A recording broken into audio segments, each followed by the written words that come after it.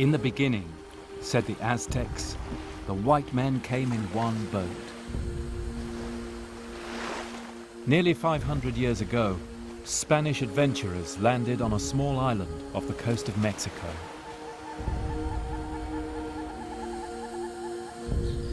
It was the first contact between the civilizations of the Old World and the New.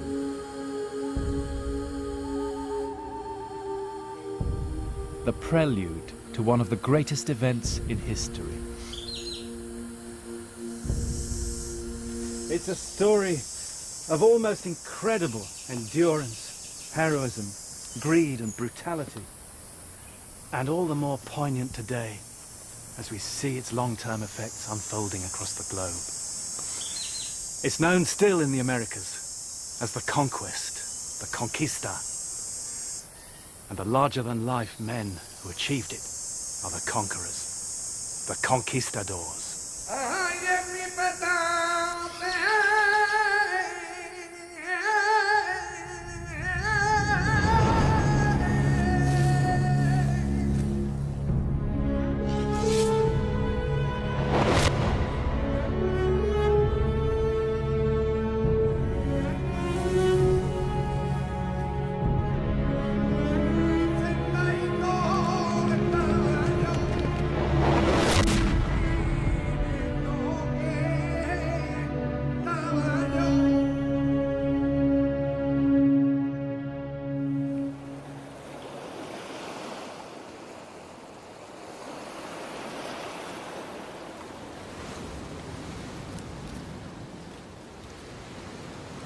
Most mighty prince, wrote Hernán Cortés to the King of Spain, let me begin at the beginning. We sailed our ships to the land called Yucatan.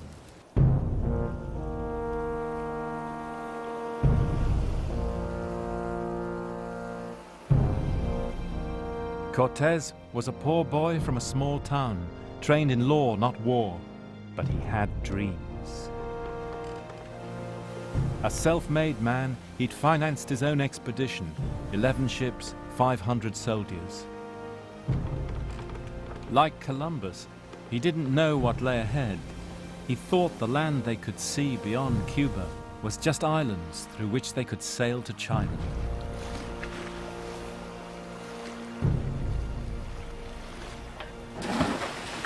It was April 1519.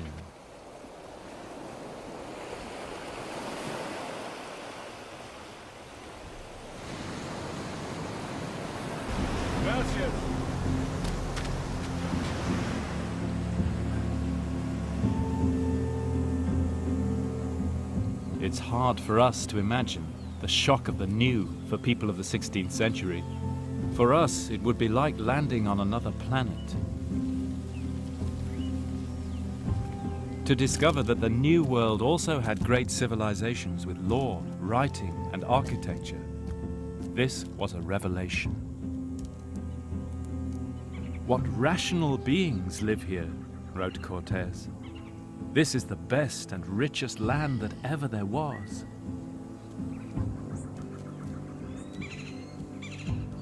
The awestruck conquistadors christened one place El Gran Cairo.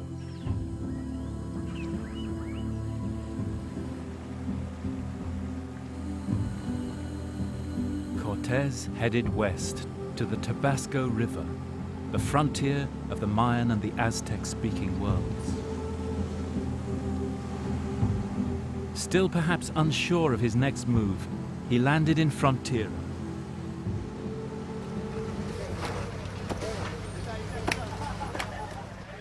The key to any close encounter is language, but Cortés couldn't talk to the Aztecs.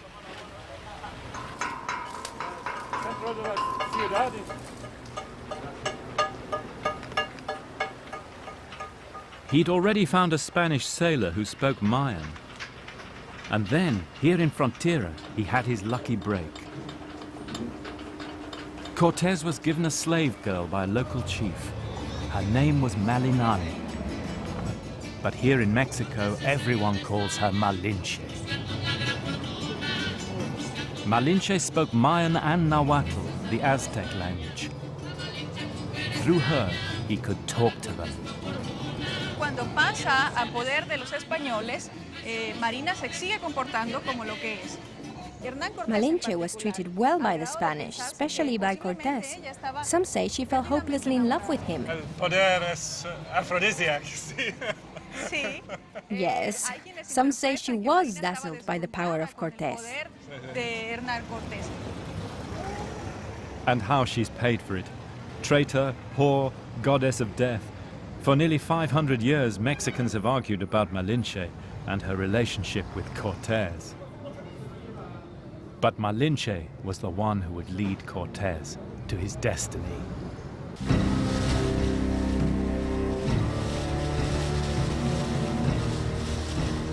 Cortés sails on up the coast, Malinche at his side.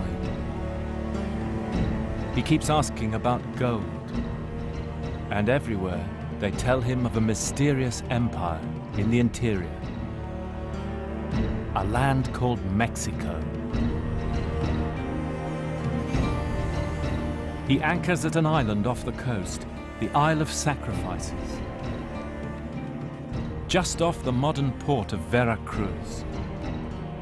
And it was here that Cortés had his first encounter with the Aztecs. In his letters, you can still feel his sense of wonder. Since then, the tale has become a myth. It's even immortalized in the movies.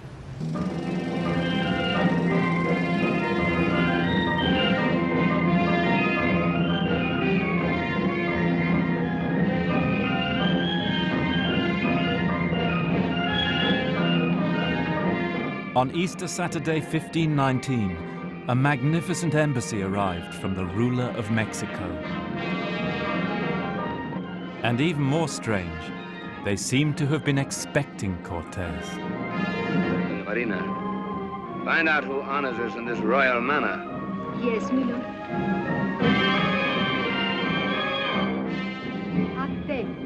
Not long one weekend. Malinche translates their Nahuatl.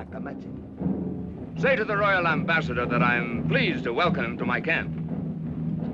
No te cuyotzin, it's motlano watilia, ma shimopaloltikan, in salanjaukiske. To his amazement, the Aztecs offer him wonderful gifts of gold.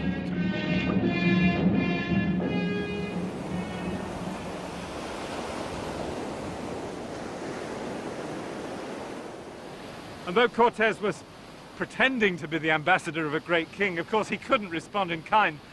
And as gifts to the Aztecs, he scraped together a chair and some trinkets and a red velvet cap, which their ambassador accepted, though he looked at them as if they were excrement. Then came the crucial moment in the conversation.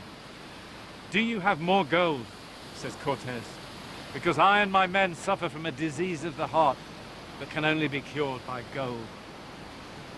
"Yes, we do," said the ambassador. There could hardly have been a more dangerous admission.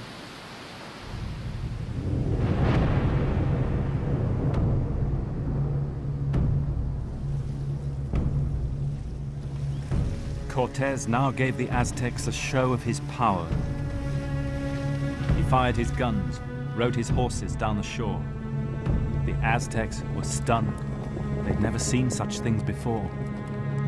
Their ambassador had his artists paint them as we would take photographs. The strangers, he said, have sticks which spurt fire. They ride deer high as a house, which snort and foam.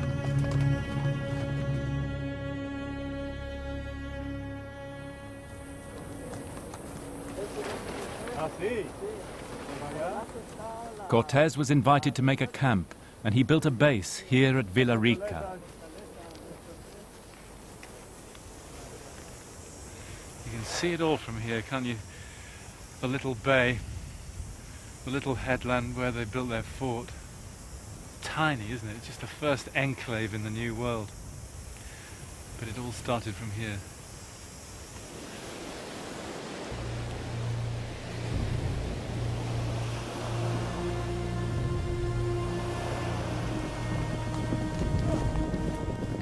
And perhaps it was only now that Cortés dreamed up the plan to go to the city of the Aztecs. Could he somehow get them to bow to Spain?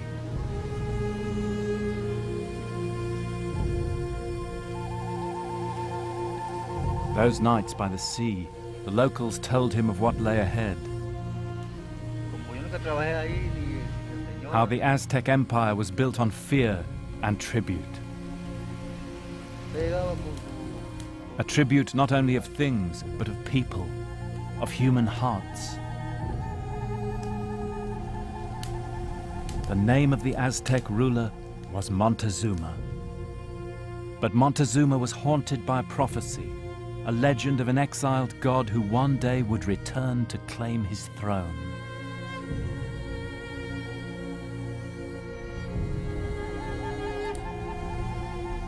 So the Aztec spies urgently looked for signs.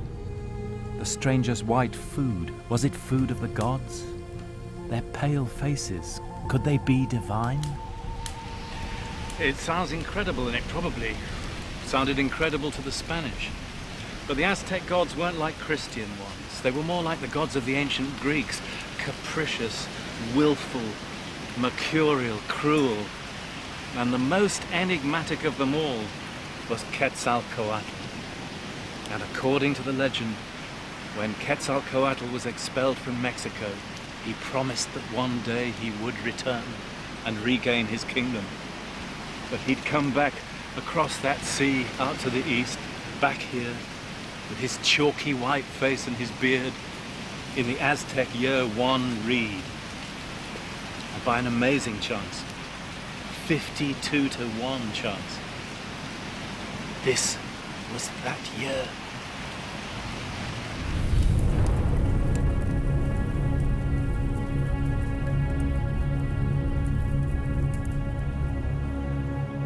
And for the Aztecs, nothing happened by chance.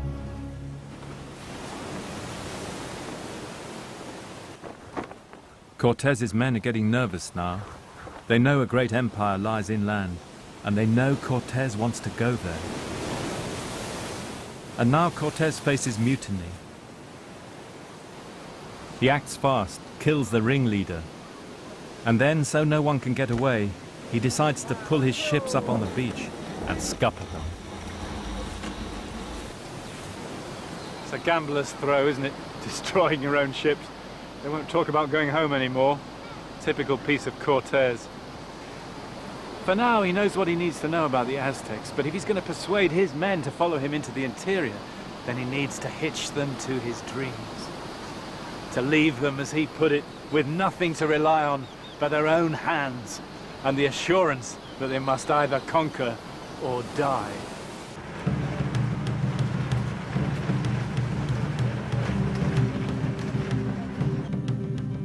The hesitation was over. Cortez heads inland with some native allies from the coast who were keen to throw off the Aztec yoke.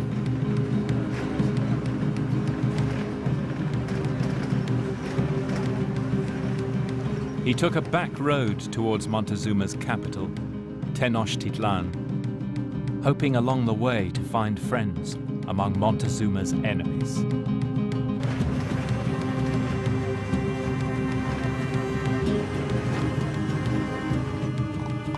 The little towns they came through are still here: Cotepec, Jico. And every place we passed through, says the conquistador Bernaldías, we saw altars for human sacrifice. By some there were thousands of skulls. The Christian in Cortez was revolted. Here in Jico, he told the people they must give up their idols. Speaking in Nahuatl, the Aztec language, Malinche gave a potted history of Christianity, and then she explained to the people of the town that the Pope had given the King of Spain authority over their lands in the name of Almighty God. There's a story that two chiefs who heard this said they were quite prepared to believe that there was one all-powerful God. But as for the idea that the Pope had given their lands to somebody else who lived so far away, the Pope must have been drunk. The Spaniards were still trying to make sense of confusing signs. The stench of blood mingled with the scent of flowers. Familiar European categories of life and death, nurture and feeding, were upside down. To quench their thirst, the Spaniards were given the juice bled from the fleshy white heart of the maguey cactus. Wow, it's absolutely beautiful. Only to learn this was the drink given to sacrificial victims to dull the senses of those who were about to die. Every day, says Bernal Diaz, we were told they'd kill us and eat our flesh with chilies. And the warm drink made from the cacao bean, which the Aztecs called chocolatl, chocolate, was prepared for the eagle warriors who feasted on the flesh of their defeated enemies.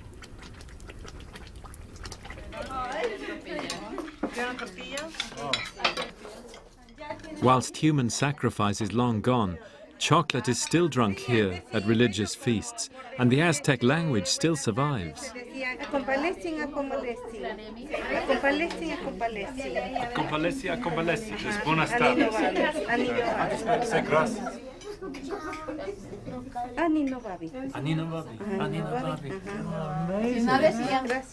And with the language, hints of Aztec attitudes to love and sex. For all their obsession with death, the Aztecs still loved life.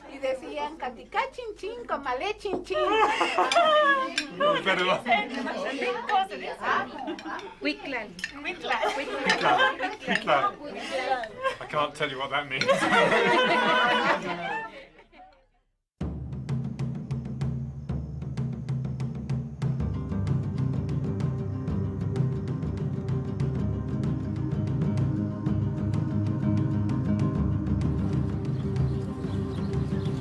Cortés pushed on, and now we had to follow him on foot. Yeah.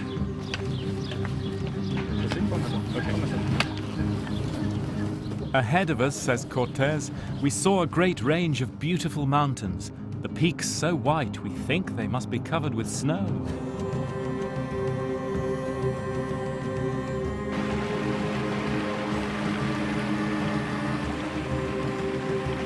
With him, Cortés had 300 conquistadors, 40 of them crossbowmen, 20 musketeers.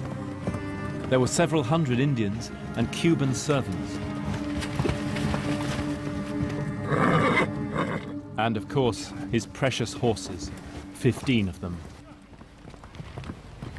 After a summer on the Caribbean coast, the Spaniards were in for a shock.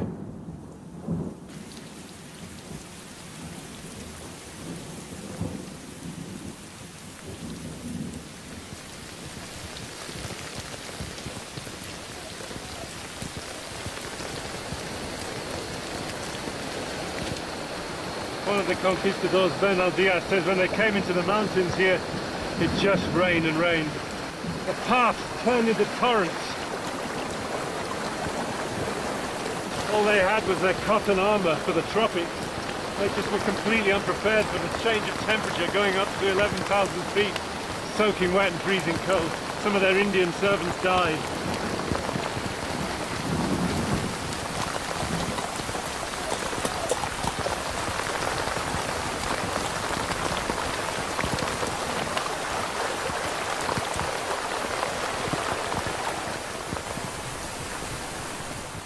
So far as we know, Cortés had no military training, but he never lost the respect of those who marched with him.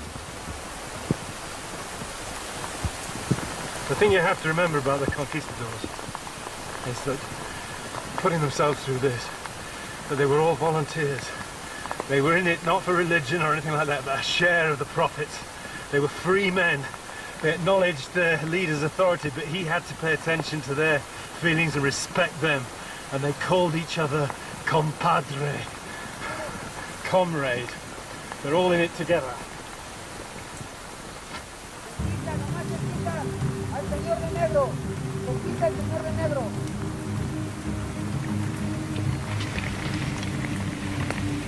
Got the pass up there, Ray? Ray? That's the pass, is it? Yeah. That's the pass, that's the top. Cortés called it Nombre de Dios, the name of God.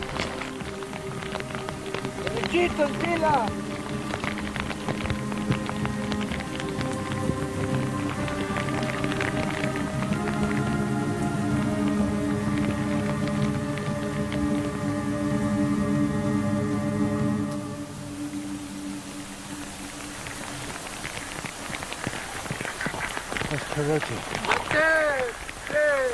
13,000 feet. You can't see.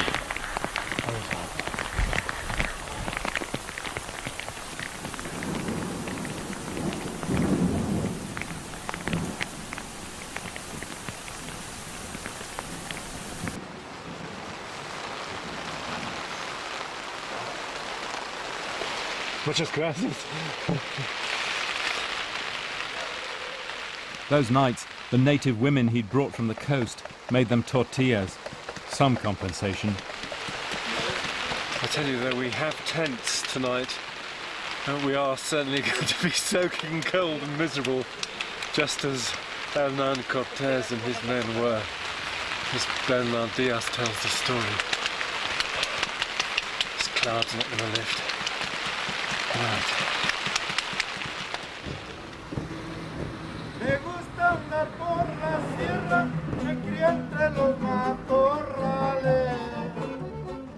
As they marched deeper inland, they heard more about what lay ahead.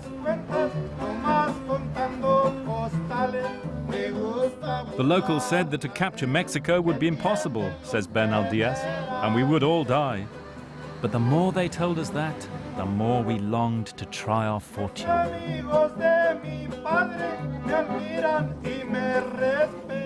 After the mountains, though, things got no better. Through autumn hailstorms, they trekked across a desolate plain of salt lakes with no food or water.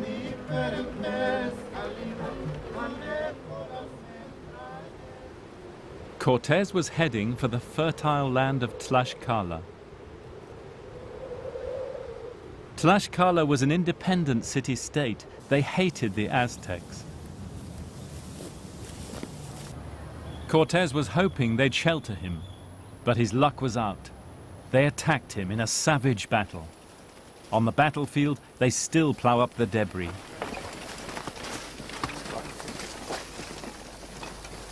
Buenos días.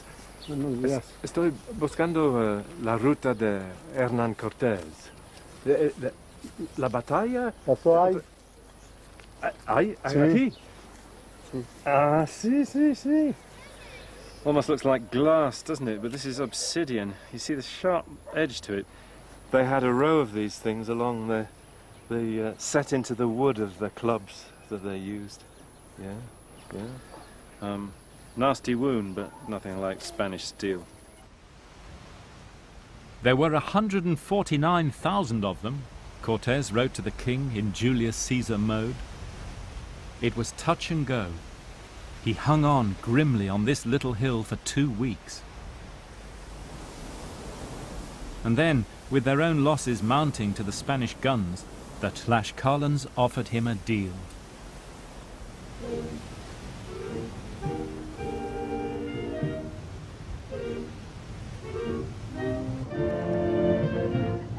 They welcomed him into their town and laid on a fiesta, even offered him their daughters in marriage.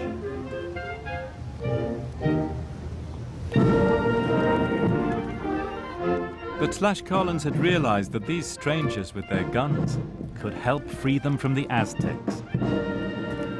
Ever since, they've been accused by other Mexicans of betraying their country. But of course, that's not how they see it.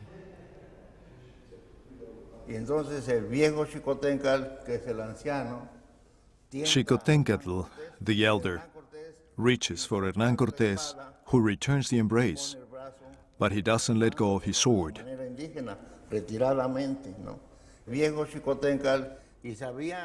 The old Xicotencatl knew the future of his people was at stake. He believed this alliance would ensure that Tlaxcalans would not disappear from the map, would not disappear from history.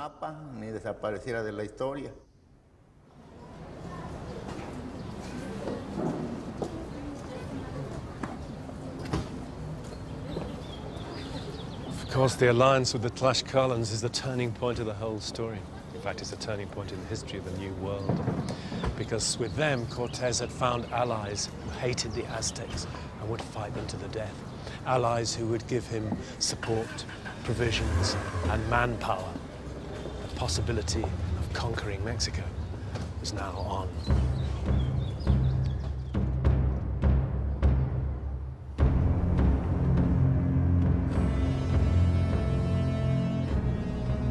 So Cortés marched on, with several thousand Tlaxcalan warriors behind him, to the greatest pilgrimage city in the Americas, Cholula, under the volcano Popocatépetl.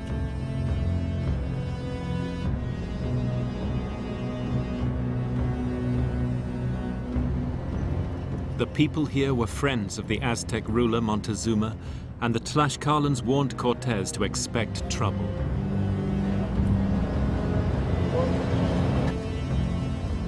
As the Spanish moved through the town, they saw roadblocks in the side streets, piles of stones heaped on the rooftops. Women and children had been evacuated, and then Malinche heard a story that a plot was being hatched to ambush Cortés. And he decided on a preemptive strike. He summoned the 100 lords of Cholula to meet him in the great courtyard of the temple of Quetzalcoatl. It's now the Church of San Gabriel. And there, Malinche told them in Nahuatl that they'd committed treason and they would die for it. The doors were closed, the Spaniards killed them all, and they killed 3,000 more Cholulans who were assembled outside, and then their Tlaxcalan allies sacked the town.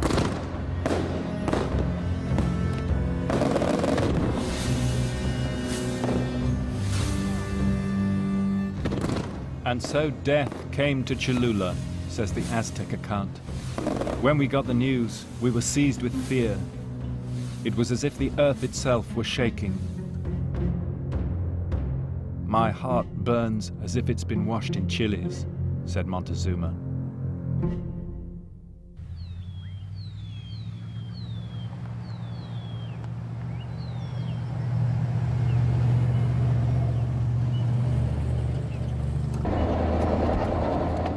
From Cholula, Cortés continued up the old track through the forests of Popocatépetl.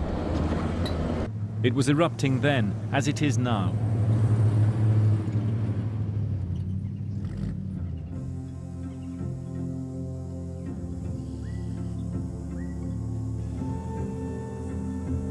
Finally, the Spanish army came down through the clouds into the Valley of Mexico. In the distant haze, they began to make out a vast blue lake. And then, at last, far away, approached on immense causeways, was the city of Cortés' dreams.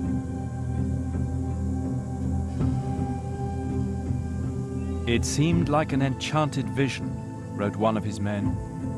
Indeed, some of our soldiers asked whether it was not all a dream. It was so wonderful that I do not know how to describe this first glimpse of things never heard of, seen, or dreamed of before. The city had traders and warriors, priests and lawyers, musicians, jugglers, courtesans, and scribes. It was the most beautiful thing in the world, wrote Cortés.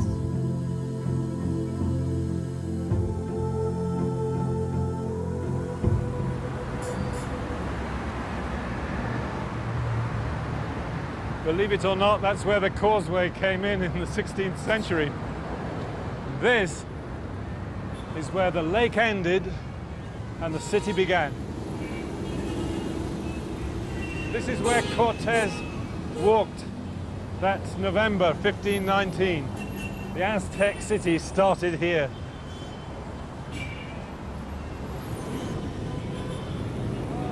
To find the place where Cortés and Montezuma met, you have to go right into the commercial heart of modern Mexico City. The site today is inside the Hospital of Jesus. To get there, you have to go through accident and emergency.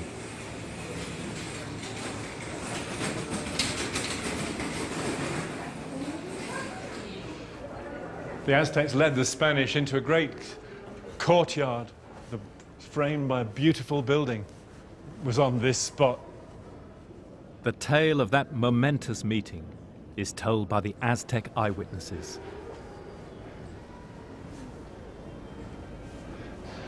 This is where the two worlds met. It's where Montezuma addressed Cortés. "Oh, my lord," he said, "you are fatigued. You are weary after your long journey. At last you have come down to earth. You have come to your city of Mexico, which I have guarded for you for a little while. They said you would return, and now you have done so. But first, go to your palace and rest, and go in peace." Mysterious words. But what do they mean? Was this the language of Aztec diplomacy, or Montezuma's acceptance of destiny? No one knows. But in the Aztec calendar, that day, the 8th of November, was one wind, the day of Quetzalcoatl, a day of robbery, violation, and deceit.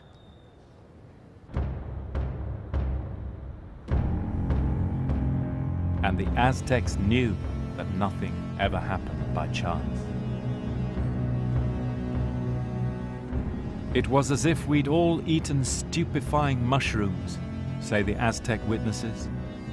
We kept our children off the streets, and the city went to sleep in a fearful slumber.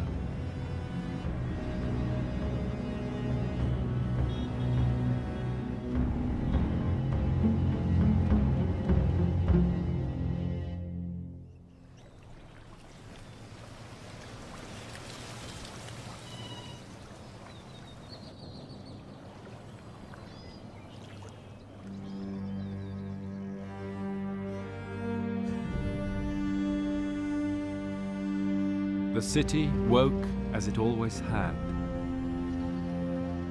In the streets of the modern world, we can only dimly imagine its splendor. The flutes and conch shells greeting the dawn, the bustle of merchants, the tens of thousands of blooms carried each day to markets drenched in the scent of the Americas.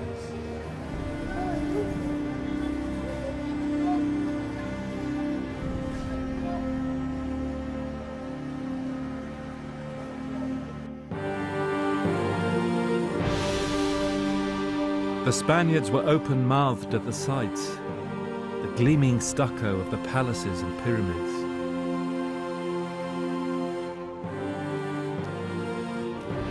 They wandered the courtyards, gawped at strange gods.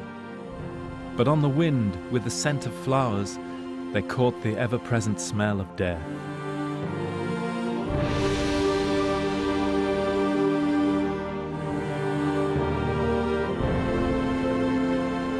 And in their hearts, they feared that Cortés, the gambler, had led them into the jaws of hell.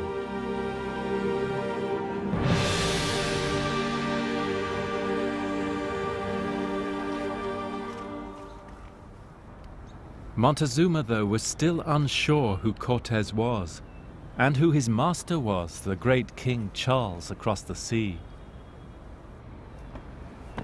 So now Montezuma proudly shows Cortés the pyramid of the war god, on whose summit thousands of captives had had their hearts cut out. Perhaps the gods would recognize each other. Trying hard to appear calm, the Spaniards entered the chamber. The first thing the Spanish noticed when they came inside was the disgusting smell. And then, as their eyes got used to the darkness, they saw the eyes of the Aztec gods staring at them, gleaming with precious stones. The war god, Huitzilopochtli, was sitting down with a golden bow and arrow, and in front of him was a brazier full of human hearts still warm. And all around, the walls were encrusted with dried blood. Cortés then said this to Montezuma: "I don't understand how a prince as great as you and a man as intelligent as you could think that these are gods. They are bad things called devils, and I'd like your permission to put a cross and a picture of the Virgin Mary inside here." Montezuma took offense at that. "If I thought you were going to be so insulting to our gods," he said, "I would never have brought you in here to see them. We hold these things to be good. They bring us health, harvests, rain and water, and we must sacrifice to them. So please don't mention this again. It was quite a gulf. For the Christians, God gave his blood to redeem mankind. For the Aztecs, mankind must give its blood to redeem the gods.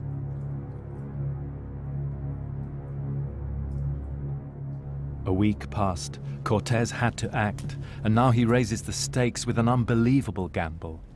At gunpoint, he arrests Montezuma. What we want you to do now is to come over with us to the palace where we're lodging. Quietly and with no fuss. If you make a noise or raise the alarm, we will kill you. Montezuma is amazed. Nothing he's learned in the palace of nobles of the Aztecs has prepared him for this. My person cannot be taken prisoner, he says to Cortés. Even if I were to like it, my people would never accept it. The argument goes on for 4 hours. Montezuma in tears at one point, and all the while Cortés's captains are pacing up and down, getting more and more nervous, and then one of them says, look, either he comes with us now, or we kill him now. And when Malinche translates that, Montezuma caves in.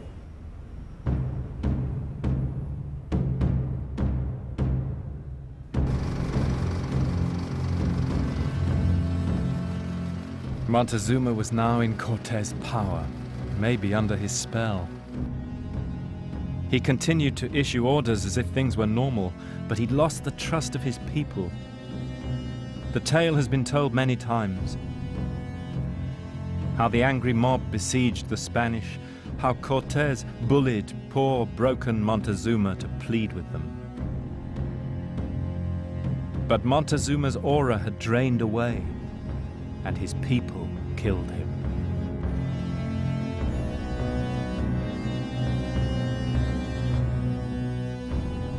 The Spaniards were trapped inside the city, food and water cut off. His dream slipping from his grasp, Cortés was forced to give the order to escape.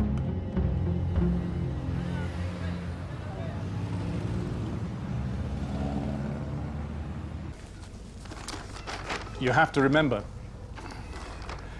the city was on an island, completely surrounded by water, linked to the mainland only by 3 great causeways. All the bridges had been broken by the Aztecs. So in those final few hours, the Spaniards built a portable wooden bridge out of the ceiling beams of the palace where they were staying. They would leave at midnight.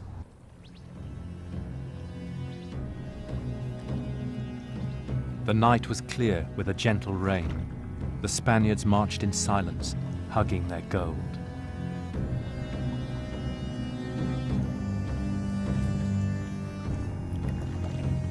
Halfway into the lake, they were spotted.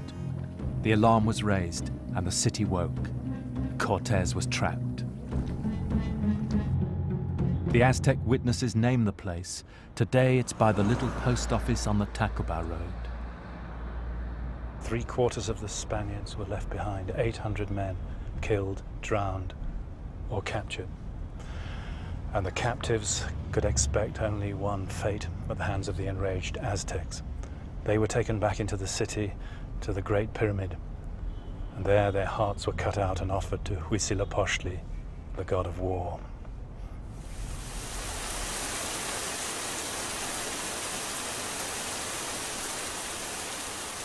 On the far shore, Cortés gathered the survivors by a huge saber tree. It's still there. Malinche, they say, showed no emotion, but Cortés, for once, couldn't control his feelings.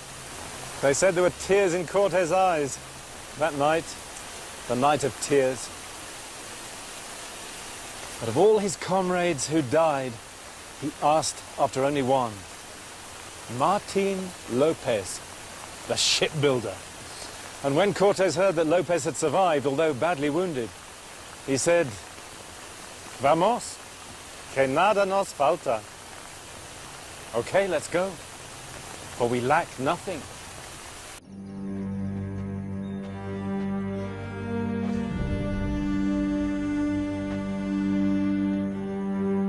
And when the Spaniards had thus gone, say the Aztecs, we thought they had gone forever and would never return.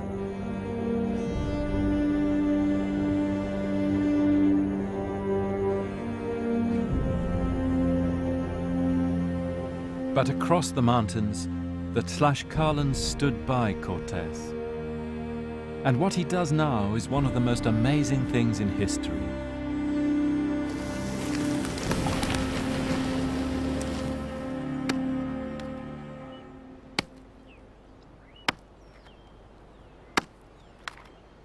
In the middle of the land, he builds a fleet.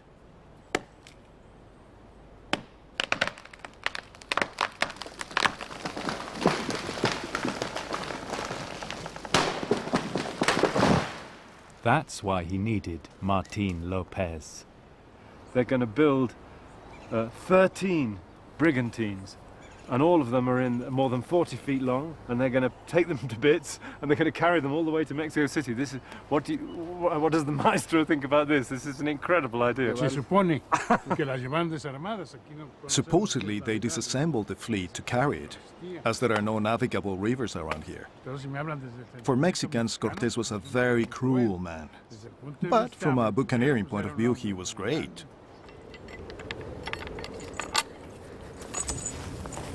Cortés would not let go of his dream.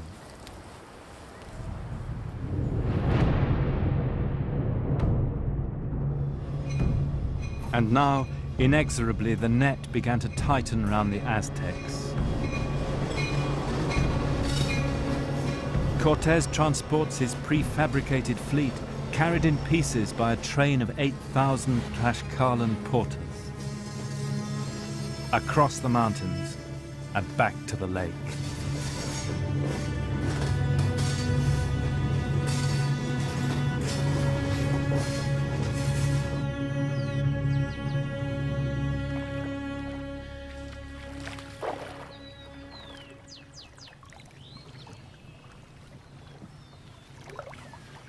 On the lake shore, he waited, reinforced now by thousands of native allies.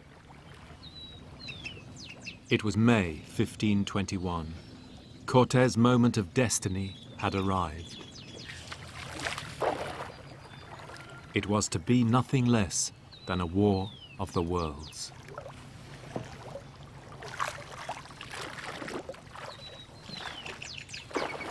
Cortés' plan was to lay siege to the city and cut off its food and water supplies. Then, supported by his ships, he would attack it along the causeways, whose line is still marked today by the main routes into the city. It was a new kind of warfare for the Mexicans, sieging a city, involving the ordinary population, the women and children, starving them. This wasn't part of war in ancient Mexico. But Cortés, of course, was a modern man. It was total war. The siege lasted for 80 days. 250,000 people were reduced to eating lizards and grass. Devastated by European diseases, the Aztecs under their new king Cuauhtémoc still refused to negotiate, and the Spanish had to win the city street by street. In the last battle, the Aztecs were squashed into the warren of streets round the Great Pyramid in the north, in Tlatelolco.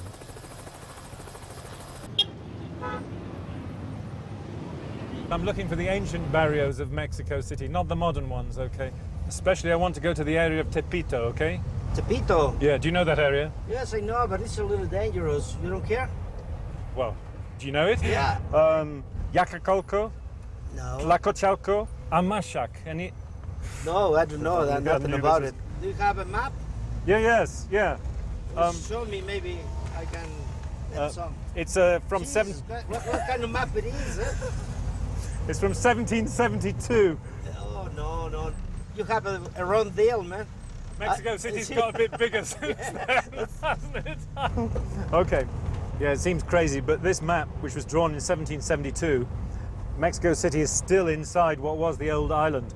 And you can still see the network of canals, and the main roads of the Aztec city are still there. To the end, the Mexicans viewed the Spaniards as contemptible people who killed brave warriors at a distance with guns.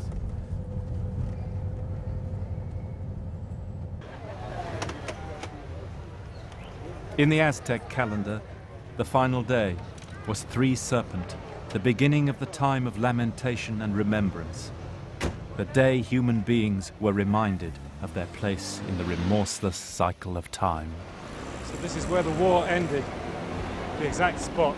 This little church was built on the place where Cuauhtémoc surrendered. I find the Aztec version of this story as powerful and moving as Homer's Iliad, the tale of Troy. The Aztecs accept their fate without a trace of self-pity.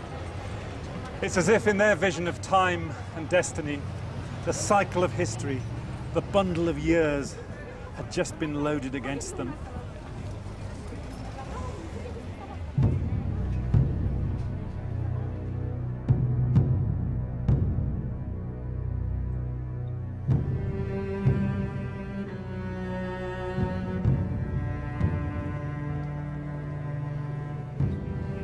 The Aztec lamentations have been handed down to us. Broken spears lie in the streets. We have torn our hair in grief. Our houses are roofless now, our walls red with blood. Our inheritance, our city, is lost. The shields of our warriors were its defense, but they could not save it. Our heritage is gone.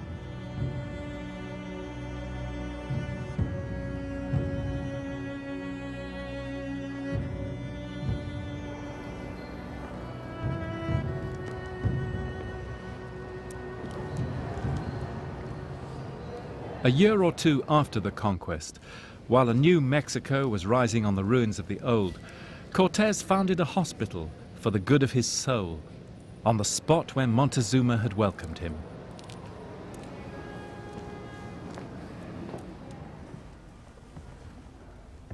By then, the King of Spain had showered him with honors. The poor boy from Medellin had become the most famous man in Christendom.